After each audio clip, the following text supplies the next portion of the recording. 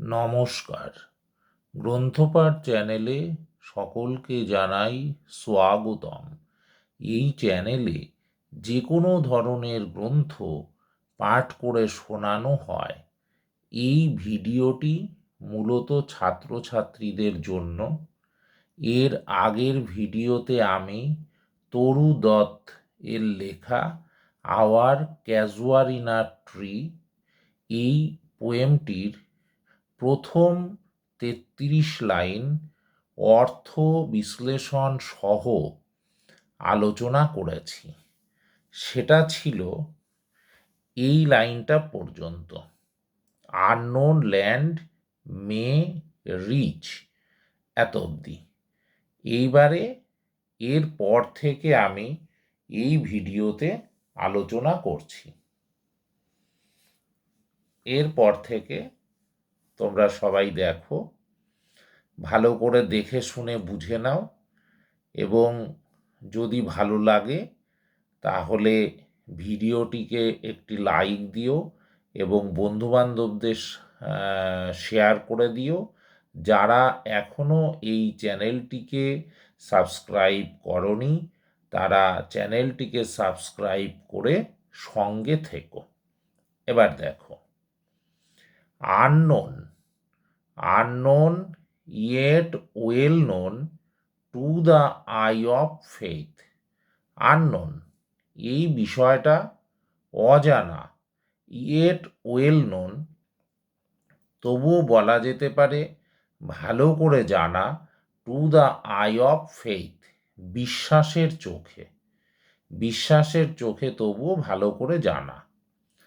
Ah, I have heard that well, far, far away in distant lands.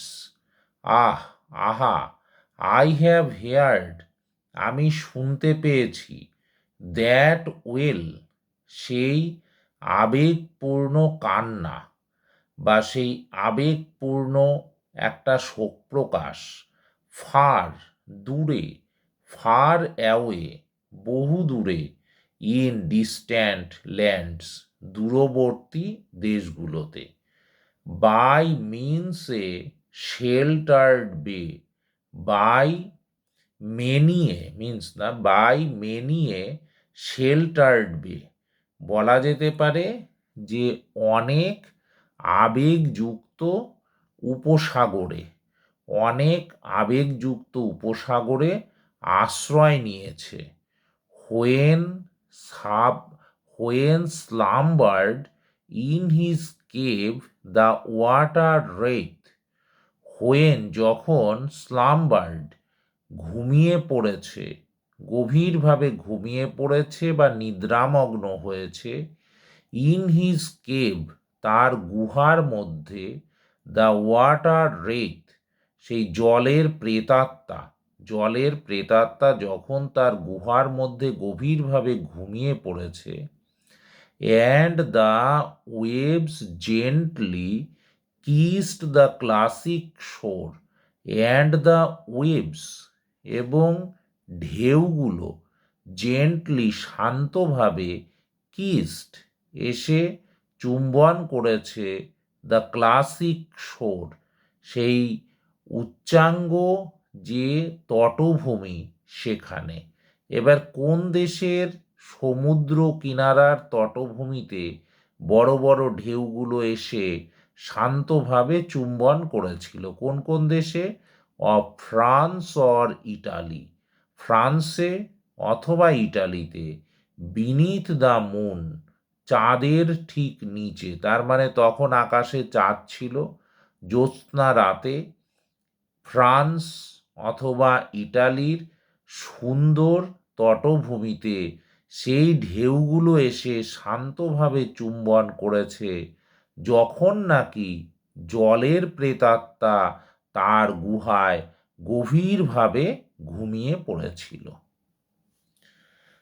When আর্থ লে ট্রেন্সড in a ড্রিমলেস soon, when যখন, আর্থ লে ট্রেন্সড মানে পৃথিবী শুয়েছিল, ট্রেন্সড মোহাবিষ্ট হয়ে, যখন সমস্ত পৃথিবী বা সমস্ত জগৎ শুয়ে পড়েছিল, ট্রেন্সড হয়ে মানে মুগ্ধ হয়ে বা মোহাবিষ্ট হয়ে, ইন এ ড্রিমলেস সুন, এবং স্বপ্নহীন ছিল, দেখে মনে হচ্ছিল সুন, সুন মানে হচ্ছে জ্ঞান হারানো, জ্ঞান হারানো অবস্থায় ছিল।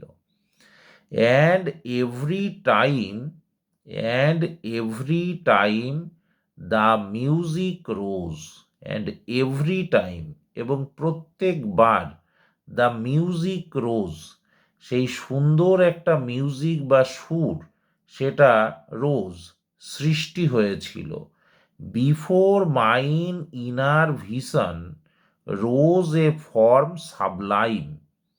মাইন ইনার ভিশন মানে আমার যে অন্তর্নিহিত দৃশ্য, আমার মধ্যে যে অন্তর্নিহিত মানসিক দৃশ্য দেখার যে দৃষ্টিটা ছিল, মানসিক যে দৃষ্টিভঙ্গি, অন্তর্নিহিত যে দৃষ্টিভঙ্গি, রোজ সেটা উত্থিত হয়েছিল এ ফর্ম সাবলাইম, মগ্ন অবস্থার একটা রূপে, মানে মগ্ন অবস্থার একটা রূপে আমার ভিতরের যে দৃষ্টি সেটা জেগে ওঠার আগেই প্রত্যেকবার অনেক ধরনের যে প্রত্যেকবার সেই মিউজিকটা সৃষ্টি হয়েছিল, সেই সুরটা সৃষ্টি হয়েছিল।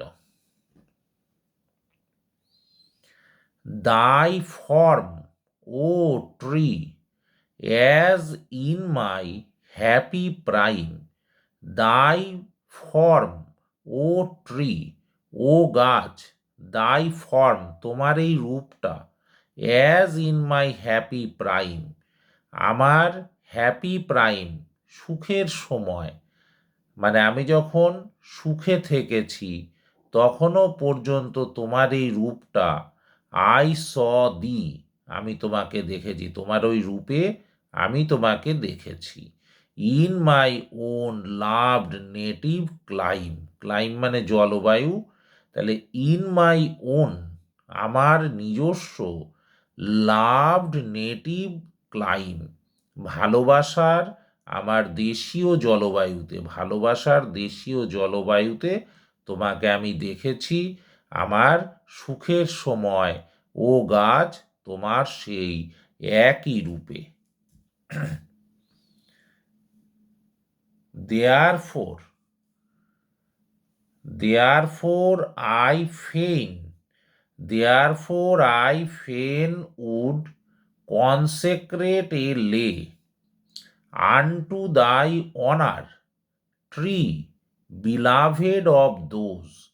Therefore সেই জন্য I fain would consecrate a lay, কনসেক্রেট মানে হচ্ছে পবিত্র, আই ফেন উড কনসেক্রেট এ লে আমি সবসময় পবিত্র একটা সঙ্গীত সেটা কিন্তু শুনতে পেয়েছি, আনটু দাই অনার তোমার সম্মানার্থে, ট্রি গাছটা, বিলাভেড অফ দোজ তাদের সবার মধ্যে ভালোবাসার গাছ, who now in blessed sleep for aye repose, who now in blessed sleep for aye repose আর এই বিশ্রামের জন্যে আশীর্বাদ ধন্য হয়ে যে এখন ঘুমিয়ে রয়েছে। তাহলে যার ভালোবাসার গাছ তুমি, যার ভালোবাসার, যার বা যাদের ভালোবাসার গাছ তুমি, সে এখন তোমার আশীর্বাদে ধন্য হয়ে ঘুমিয়ে রয়েছে। Dearer than life to me, alas were they, dearer than life to me আমার জীবনের থেকেও প্রিয়, আমার জীবনের থেকেও বেশি প্রিয়, অ্যালাস হায়, ওয়ার দে তারা ছিল। কবি সম্ভবত এখানে তার ছোটবেলায় তার খেলার সাথী যারা ছিল তাদের কথা উল্লেখ করতে চেয়েছেন যে তারা ছিল কবির প্রাণের থেকেও প্রিয়, গাছটা যেমন প্রাণের থেকে প্রিয় ছিল, এবং তারা সবাই সেই গাছটাকে ভালোবাসতো। কিন্তু তারা এখন সবাই, তাদের মধ্যে অনেকেই এখন হয়তো বিশ্রাম নিচ্ছে, বা তাদের মধ্যে অনেকেই হয়তো এখন আর বেঁচে নেই। সেই জন্যে প্রিয়তম গাছ তাকে বলেছেন যে ওয়ার দে, তারা ছিল আমার জীবনের থেকেও বেশি প্রিয়। তারা অনেকেই হয়তো এখন তোমার আশীর্বাদে ধন্য হয়ে তারা বিশ্রাম নিচ্ছে, অর্থাৎ তারা হয়তো চিরবিশ্রাম নিচ্ছে। এখন আর তাদের মধ্যে কেউ কেউ বেঁচে নেই, হতেও পারে। Mayst thou be numbered when my days are done with deathless trees like those in Borodale. Mayst thou, হতে পারে এমন যে তুমি, বি নাম্বার্ড, তুমি অসংখ্য, তুমি অসংখ্য সংখ্যক বছর তুমি হয়তো বেঁচে থাকবে, তুমি হয়তো আরো অনেক বছর বেঁচে থাকবে। হোয়েন মাই ডেজ আর ডান, কিন্তু আমার দিনগুলো আর ডান, সেগুলো হয়তো শেষ হয়ে গেছে। কবি খুব অল্প বয়সে মারা গেছিলেন, এবং কবি খুব দুরারোগ্য ব্যাধিতে ভুগছিলেন এই সময়টাতে। সেই জন্য উনি বলেছেন তুমি হয়তো আরো অনেক বছর বাঁচবে, কিন্তু আমার দিনগুলো শেষ হয়ে এসছে। উইথ ডেথলেস ট্রিজ, মৃত্যুহীন গাছেরা, like those in Borrowdale, Borrowdale কথাটা অনেক কবি সাহিত্যিক তারা ব্যবহার করেছেন। বড়োডেল একটা উপত্যকা, এবং সেখানে বহু গাছ বহু বছর ধরে বেঁচে রয়েছে। সেই বড়োডেলের গাছগুলোর মতো, যারা বহু বছর ধরে বেঁচে রয়েছে সেই গাছগুলোর মতো, সেই গাছগুলো যেমন ডেথলেস ট্রিজ, মৃত্যুহীন গাছ, সেই রকম তুমিও হয়তো অসংখ্য বছর বাঁচবে, কিন্তু আমার আয়ুটা আর বেশি দিন নেই। Under whose awful branches lingered pale, under whose awful branches, যার শ্রদ্ধাযুক্ত শাখা প্রশাখার নিচে, লিঙ্গার্ড পেল, মানে লিঙ্গার্ড শোক প্রকাশ করেছে, পেল বিবর্ণভাবে। অনেকেই হয়তো শোক প্রকাশ করেছে, সেই শোক প্রকাশটাই যে এখান থেকে ফিয়ার থেকে শ্যাডো পর্যন্ত কোটেশানে দেওয়া আছে। কিভাবে বলা হয়েছে? ফিয়ার ভয়, ট্রেম্বলিং হোপ কম্পমান আশা, অ্যান্ড ডেথ মৃত্যু, দ্য স্কেলেটন কঙ্কাল, অ্যান্ড টাইম দ্য শ্যাডো, এবং সময় দ্য শ্যাডো ছায়া। তার মানে ভয়, আশার মধ্যে একটা কম্পন, মৃত্যু, তারপরে কঙ্কাল, তারপরে টাইম সময় বা মহাকাল, দ্য শ্যাডো ছায়া মানে মৃত্যুর ছায়া। এই সমস্তই তো জীবন। এইভাবে হয়তো অনেকেই শোকে বিলাপ করেছে শ্রদ্ধাযুক্ত শাখা প্রশাখার নিচে দাঁড়িয়ে। অ্যান্ড দো উইক দ্য ভার্স, কবি বলছেন অত্যন্ত বিনয়ীভাবে, অ্যান্ড দো, যদিও, এবং যদিও উইক দ্য ভার্স, এই যে কবিতা বা কাব্য আমি লিখেছি সেটা হয়তো অনেকটাই উইক, অনেকটাই দুর্বল। দ্যাট উড দাই বিউটি ফেইন, এতে হয়তো তোমার সৌন্দর্যটা একটু মলিন হয়েছে। ও ফেন রিহিয়ার্স, অথবা তোমার সেই মলিন সৌন্দর্যটা, সেইটার কথা হয়তো রিহিয়ার্স, আমি বারবার শুনতে পাচ্ছি বা শুনেছি বা বলেছি। May love defend thee from oblivion scars, oblivion মানে কি? বিস্মৃতি। আমি বিস্মৃতির অভিশাপে অতল তলে তলিয়ে যাচ্ছি, মানে মৃত্যুর গহ্বরে, কিন্তু হয়তো আমার ভালোবাসাটা তোমাকে রক্ষা করবে, তোমার সৌন্দর্যটা রক্ষা করবে। শেষে এই একটা আশা রেখে কবিতাটা শেষ করেছেন। যারা সম্পূর্ণ ভিডিওটি শুনলে তাদের সকলকে জানাই অসংখ্য ধন্যবাদ।